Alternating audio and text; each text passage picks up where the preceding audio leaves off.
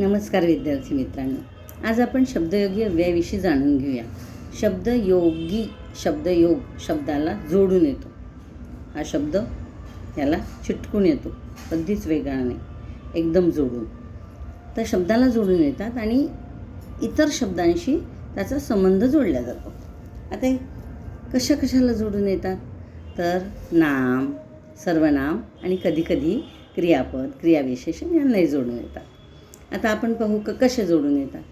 तर नाम डोकं, वर, डोक्यावर जोडून आलेलं आहे, डोक्यावर. त्यानंतर टेबल खाली, भिंतीवर, डोळ्यासमोर, कानामागे, मनगटावर असे हे शब्द जोडून येतात. आता अजून एक आपल्याला बघायचं आहे की टेबल हा शब्द मूळ शब्द, पण आपण टेबलावर म्हणतो. हा टेबलचा टेबला झाला ना की मग त्याला म्हणतात सामान्य रूप.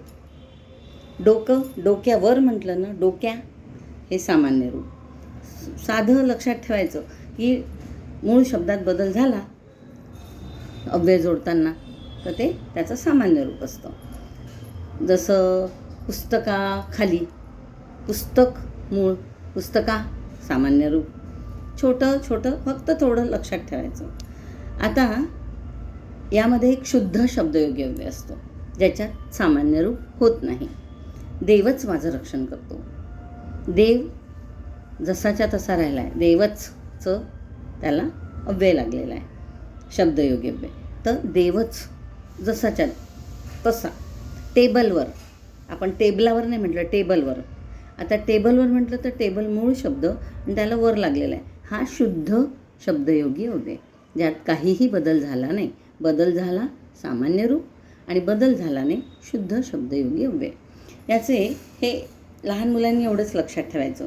टेबलवर, टेबल खाली, जी वस्तू दिसते त्याच्या खाली, वर, पुढे, मागे, समोर, देखील, पण, फक्त असे त्याला चिटकून येतात.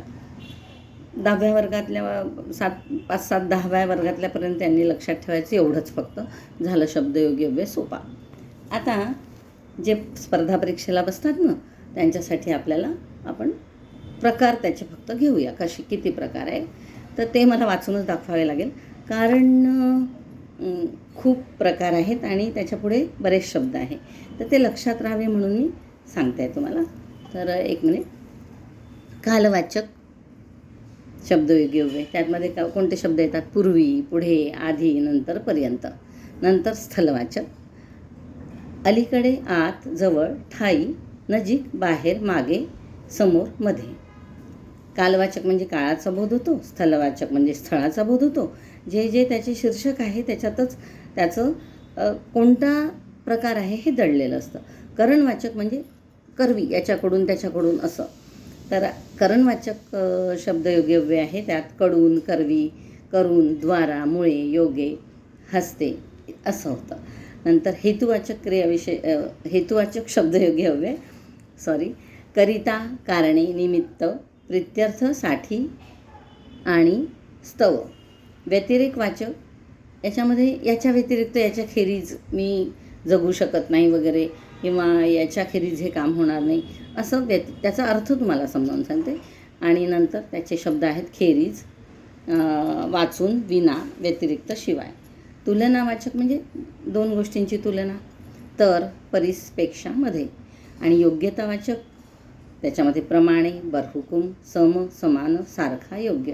जसं आपण म्हणतो माझ्यासारखा, माझं काय आहे, मी हे सर्वनाम आहे. माझ्यासारखा तू आहे. आपण म्हणतो माझ्यासारखा आहे, तू काम करते, मी काम करते, माझ्यासारखाच तू आहे. तर हे सर्वनामाला लागून आलेलं आहे. सारखा हा शब्दयोगी अव्यय. त्यानंतर कैवल्यवाचक, केवळ, ना, पण, फक्त, मात्र, च. संग्रहवाचकमध्ये बघा, केवळ, देखील, पण, फक्त, सुद्धा, ही. संबंधवाचक, विषयी, संबंध, विषय, त्याच्या संबंधात काय बोलू असं. साहचर्य म्हणजे बरोबर, सोबत, साहचर्यवाचक. सह, संगे, सकट, सहित, सवे, समवेत, बरोबर. भागवाचक म्हणजे 100पैकी 100 वगैरे भाग, त्याचा भाग म्हणतो ना, 100पैकी 50 म्हणजे आपण त्याचा भाग काढला. भागवाचक आतून, पैकी, पोटी. नंतर विनिमयवाचक, त्याच्यामध्ये ऐवजी, जागी, बदली, बद्दल, तुझ्याबद्दल काय बोलू असं. दिग्वाचक कडे, प्रत, प्रति, लागी. विरोधवाचक म्हणजे विरोध दर्शविला जातो. उलट, विरुद्ध, विण, उलटे, उलट. गतिवाचक आतून, खालून, पर्यंत, पासून, मधून. याच्यामध्ये ना ट्रिक नाही आहे. याच्यामध्ये ते शब्द ज्यांना स्पर्धा परीक्षेला बसायचे आहेत ते पूर्ण प्रकार आणि त्याच्या पुढचे शब्द आणि त्याला वाक्य तयार करायचे ते घेऊन, तर तुम्हाला ते चटकन समजेल. आणि छोट्या मुलांसाठी खूपच सोपं आहे. काय तर शब्दाला जोडून येते, नाम सर्वनामाला जोडून येतात आणि त्या पद्धतीने जोडून आलं की शब्दयोगी जोडून वेगळं नसतं. तर अशा पद्धतीने आज आपण शब्दयोगी अव्यय बघितलेला आहे आणि तो खूपच सोपा आहे. त्यात कुठल्याही ट्रिक्स नाही. त्यामुळे अगदी सोपं असल्यामुळे काही लक्षात ठेवण्यासारखं कठीण असं काहीही नाही आहे. नमस्कार.